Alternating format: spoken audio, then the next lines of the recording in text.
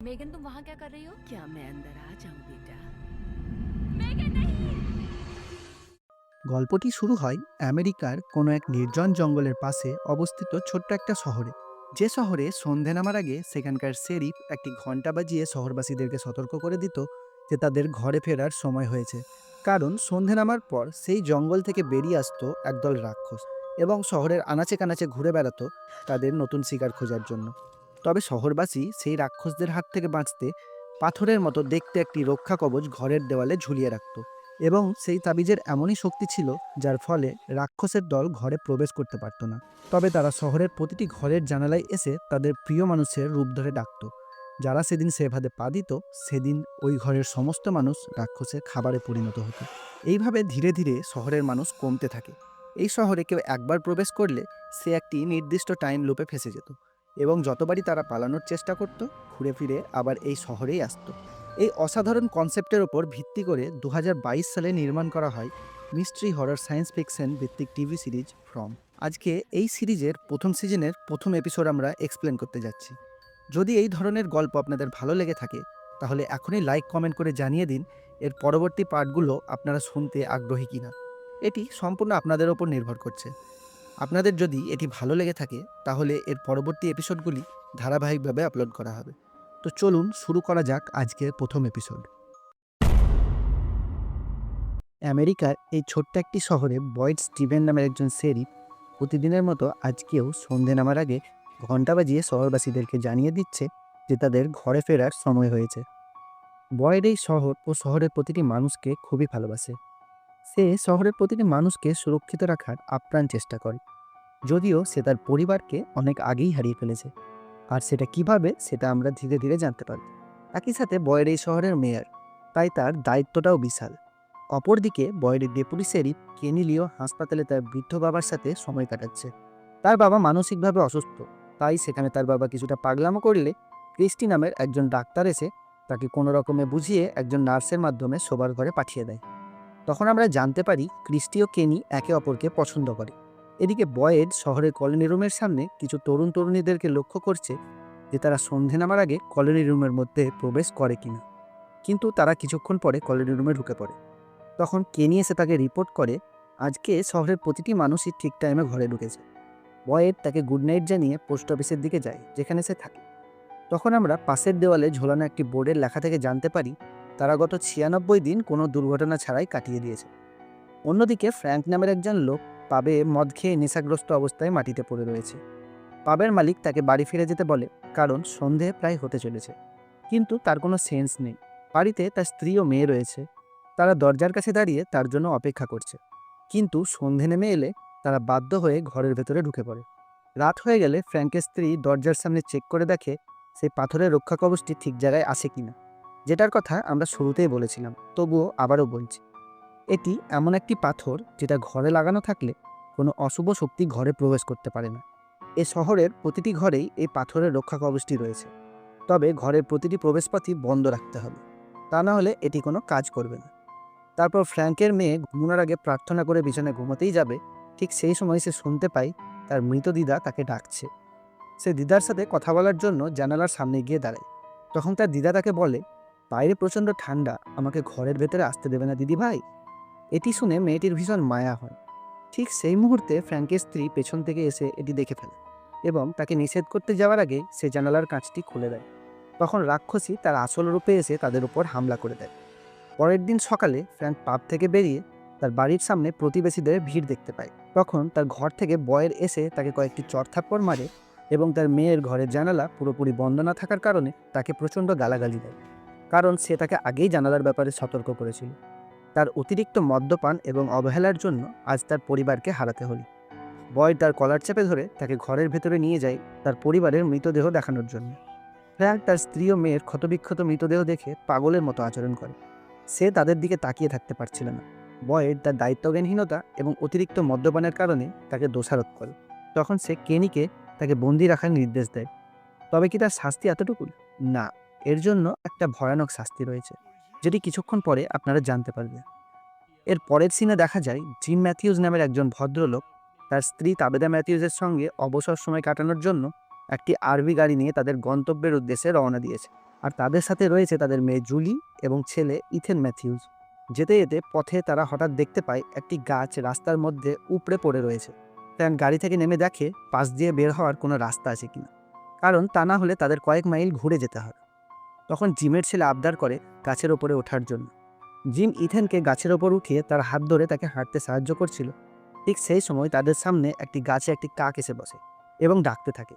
কিছুক্ষণের মধ্যে একদল কাক এসে প্রচণ্ড ডাকাডাকি শুরু করে দেয়। এটা দেখে তাবেতা বেশ কিছুটা ঘাবড়ে যায় আর জিম এবং তার ছেলেকে ফিরে আসতে বলে। তারপর তারা উল্টো পথ ধরে এগোতে থাকে। দৃশ্য পরিবর্তিত হয় সেই শহরে, যেখানে বয়েড তার ছেলে এলিসের সাথে দেখা করার জন্য ডোনা নামের এক মহিলার কাছ থেকে পারমিশন চায়। আসলে এই শহরের মানুষদের মধ্যে দুটি ভাগ রয়েছে। এক ভাগের লোকজন তারা নিজেদের জীবন নিজেদের মতোই যাপন করে এবং তাদের সুরক্ষার জন্য আছে মেয়র বয়েড। আর দ্বিতীয় ভাগের লোকজন তারা বয়েডের নিয়ম ও সুরক্ষাতে একদমই ভরসা করে না, যার ফলে তারা একটি আলাদা কলোনিতে বসবাস করে এবং তাদের সুরক্ষা তারা নিজেরাই দেখে নেয়।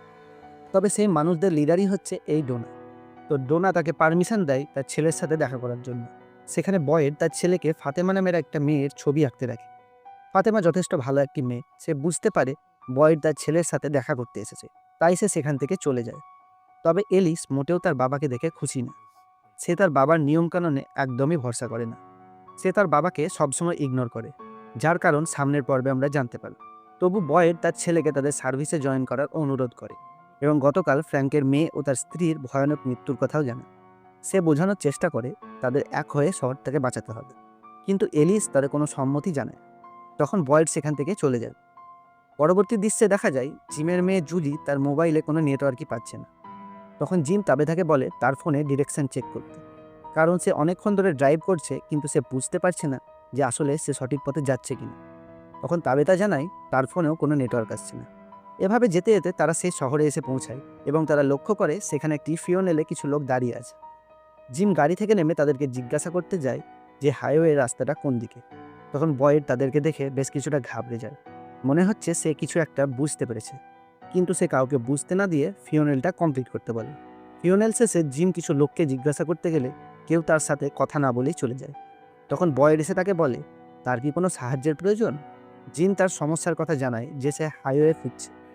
তখন বয়েড তাকে পাহাড়ের রাস্তা দিয়ে এগিয়ে যেতে বলে। এরপর জিম তাকে ধন্যবাদ জানিয়ে আবারও সেই রাস্তা ধরে এগিয়ে যেতে থাকে। এভাবে তারা বেশ কয়েক ঘন্টা ঘুরতে ঘুরতে আবারও সেই শহরে চলে আসে। তারা বুঝতে পারছে না যে আসলে তাদের সাথে হচ্ছেটা কি। তখন তারা সারা নামের একটি মেয়েকে রাস্তা দিয়ে হেঁটে যেতে থাকে। জিম তাকে হাইওয়ে কোন দিকে জানতে চাইলে সে কিছু না বলেই সেখান থেকে চলে যায়। ব্যাপারটা তাদের কাছে একটু ওয়ার্ড লাগে, কিন্তু তারা এই বিষয়ে বেশি না ভেবে তারা আবার সামনের দিকে এগোতে থাকে। তখন সারার ভাই নেথান আরভি কার দেখে সারার দিকে হেসে বলে আরও একটি গাড়ি রাস্তার মধ্যে ঘোরাঘুরি করছে। অর্থাৎ এই শহরের প্রতিটি মানুষই হয়তো জানে এই শহরে কেউ একবার প্রবেশ করলে আর বের হওয়া যায় না। তখন বয়েড তাদেরকে দেখে এজন্যই ঘাবড়ে গেছিল। এদিকে জিম অলরেডি 20 কিলোমিটার ড্রাইভ করে ফেলেছে, তবুও সে কোনো হাইওয়ে খুঁজে পাচ্ছে না। সে এখনও বুঝতে পারছে না যে তারা একটি টাইম লুপে ফেঁসে গেছে। জিম শহরের মধ্যে এসে গাড়ি ঘুরিয়ে আবারও উল্টো পথে চালানো শুরু করে। তখন বয়েড এটি লক্ষ্য করে কেনিকে প্রস্তুত হতে বলে, অর্থাৎ তারা জানে এরপরে কি ঘটতে চলেছে। এদিকে জিম রাস্তা খুঁজে না পাওয়ায় অস্থির হয়ে জোরে গাড়ি চালানো শুরু করে। তখন তাবেতা জিমকে বারবার নিষেধ করে গাড়ি জোরে না চালাতে, কিন্তু জিম তার কথার গুরুত্ব না দিয়ে গাড়ি জোরেই চালাতে থাকে। ঠিক সেই মুহূর্তে তারা সামনে একটি গাড়ি দেখতে পায়, যেটি নিয়ন্ত্রণ হারিয়ে রং সাইডে চলে আসে। তখন জিম দুর্ঘটনা এড়াতে গাড়িটি অন্যদিকে মুভ করতেই সেও নিয়ন্ত্রণ হারিয়ে ফেলে এবং জঙ্গলের দিকে নিচু অংশে গাড়িটি পাল্টি মেরে দেয়। গাড়ির ভেতরে সব কিছু লণ্ডভণ্ড হয়ে যায়। সেই সময় জিম একটি গাছের কারণে তার সিটের সাথে আটকে যায় এবং নিচে তার স্ত্রীকে অজ্ঞান পড়ে থাকতে দেখে। তখন সে জুলিকে দেখে জিজ্ঞাসা করে যে সে ঠিক আছে কিনা। জুলি জানায় যে সে ঠিক আছে, তবে তার কোমরে প্রচণ্ড আঘাত পেয়েছে, যার কারণে সে উঠে দাঁড়াতে পারছে না। তারপর জিম পেছন থেকে তার ছেলের দিকে তাকিয়ে দেখে তার পায়ের মধ্যে একটি রড এপার ওপার হয়ে গেছে, তবে সে এখনও ঠিক আছে। জিম একটু স্বস্তি পায় এই ভেবে যে তার পরিবারের এখনও সবাই বেঁচে আছে। অপরদিকে যে গাড়িটি নিয়ন্ত্রণ হারিয়ে চলছিল সে গাড়িটি একটি গাছের সাথে ধাক্কা লাগে, ফলে যে ড্রাইভ করছিল সে বুকে প্রচণ্ড আঘাত পায়। তখন লোকটি গাড়ি থেকে বেরিয়ে রক্ত বমি করতে থাকে। তারপর সে শহরের দিকে হাঁটতে থাকে সাহায্য নেওয়ার জন্য। তখন আমরা দেখতে পাই বয়েড ও কেনি রাস্তায় পেরেক লাগাচ্ছিল আরবি কারটিকে থামানোর জন্য, কারণ সন্ধে প্রায় হতে চলেছে। তাদের সহজভাবে বোঝাতে গেলে তারা হয়তো নাও বুঝতে পারে, তাই তারা গাড়িটি পাংচার করার পর তাদের শহরে নিয়ে গিয়ে সময় নিয়ে শব্দ ফেলে হয়তো তারা বুঝতে পারে। ঠিক সেই মুহূর্তে সেই আহত লোকটি এসে তাদেরকে বলে তাদের গাড়ির সাথে একটি আরবি কারের অ্যাক্সিডেন্ট হয়েছে। তখন বয়েড কেনিকে বলে লোকটিকে তাদের হাসপাতালে নিয়ে যেতে এবং সে ছুটে যায় সেই দুর্ঘটনাগ্রস্ত স্থানে। বয়েড সেখানে প্রথমে জেড নামের একজনকে দেখতে পায় এবং বুঝতে পারে যে সে নেশাগ্রস্ত অবস্থায় আছে, যার কারণে সে অদ্ভুত আচরণ করছে। তখন বয়েড জেডের এই অদ্ভুত আচরণের জন্য তাকে গাড়ির সাথে হ্যান্ডকাপ দিয়ে বেঁধে রাখে, যাতে সে কোথাও চলে না যায়। তখন বয়েড একটু এগিয়ে গিয়ে দেখে জঙ্গলের মধ্যে আরবি কারটি উল্টে পড়ে রয়েছে। সে তখন দ্রুত সেখানে গিয়ে দেখে সবাই গাড়ির ভেতরে আহত হয়ে আটকে আছে। সে তাদের সাহায্য করার জন্য গাড়ির ভেতরে প্রবেশ করে। এদিকে কেনি চার্চের ফাদার এবং ক্রিস্টিকে নিয়ে ঘটনাস্থলে যাবার সময় এলিসকে দেখতে পায়। তখন ফাদার এলিসকে তাদের সাথে যেতে বলে, কারণ আর কিছুক্ষণ বাদে সন্ধে নেমে আসবে। তাছাড়াও সেখানে তার বাবাও রয়েছে। যদিও সে তার বাবাকে পছন্দ করে না, তবুও সে তাদের সাথে যেতে রাজি হয়। এখানে তারা প্রথমে জেডকে দেখতে পায় এবং ক্রিস্টি তাকে প্রাথমিক চিকিৎসা দিতে থাকে। এদিকে কেনি দেখে বয়েড একে একে আহতদেরকে গাড়ি থেকে বের করছে। কেনি আহতদের অবস্থা দেখে দ্রুত ক্রিস্টিকে সেখানে নিয়ে যায়। কেনি ও এলিস তাবেতাকে সেখান থেকে বের করে নিয়ে আসে। তখন ক্রিস্টি জিম ও তার ছেলের অবস্থা দেখে বলে তাদেরকে এখান থেকে প্রপারলি বের করে আনতে অনেকটা সময়ের প্রয়োজন। সেই মুহূর্তে কেনি জানিয়ে দেয় সন্ধে নামতে আর মাত্র 40 মিনিট বাকি। তখন বয়েড ওই পাথরটি বের করে দেখায় যেটা ফ্র্যাঙ্কের বাড়িতে ছিল। যেহেতু ফ্র্যাঙ্কের স্ত্রী এবং মেয়ে আর বেঁচে নেই আর ফ্র্যাঙ্কও বন্দি আছে, তাই অহেতু পড়ে থাকার চেয়ে সে এটিকে সঙ্গে করে নিয়ে এসেছে। তখন ক্রিস্টি বুঝতে পারে যে জিম ও তার ছেলেকে বাঁচাতে হলে আজকের রাতটা তাদেরকে গাড়িতেই কাটাতে হবে, যেটা তাদের জন্য একটি বিশাল রিস্ক। তারপর বয়েড জিম ও তার স্ত্রীকে অনুরোধ করে সন্ধে নামার আগে তাবেতা ও তার মেয়েকে যেন শহরে নিয়ে যায়। জিম কারণ জানতে চাইলে বয়েড আবারও অনুরোধ করে তাদের হাতে খুব বেশি সময় নেই, কারণ অন্ধকার প্রায় হয়ে এসেছে। সে পরে সব বুঝিয়ে বলবে। তারপর বয়েড তার ছেলে ও কেনিকে দায়িত্ব দেয় তারা যেন দ্রুত তাবেতা এবং জুলিকে শহরে নিয়ে যায়। তারা দেরি না করে তাড়াতাড়ি রওনা হয় শহরের দিকে।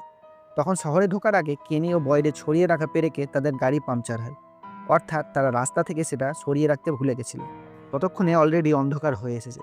কেনি দ্রুত তাবেতা এবং জুলিকে গাড়ি থেকে নামিয়ে কলোনি রুমের দিকে নিয়ে যায়। অন্যদিকে বয়েড গাড়ির দরজার সামনে পাথরের তাবিজটি ঝুলিয়ে দেয় এবং গাড়িতে যেসব কাপড় আছে তা দিয়ে গাড়ির সমস্ত জানালা ঢেকে দেয়। তখন জিম তাকে জিজ্ঞাসা করে যে আসলে সে করছেটা কি। বয়েড বলে তাকে সব পরে বুঝিয়ে বলবে এবং জানায় এরপরে যা কিছু ঘটতে চলেছে সে যেন কোনো দিকে কান না দেয়।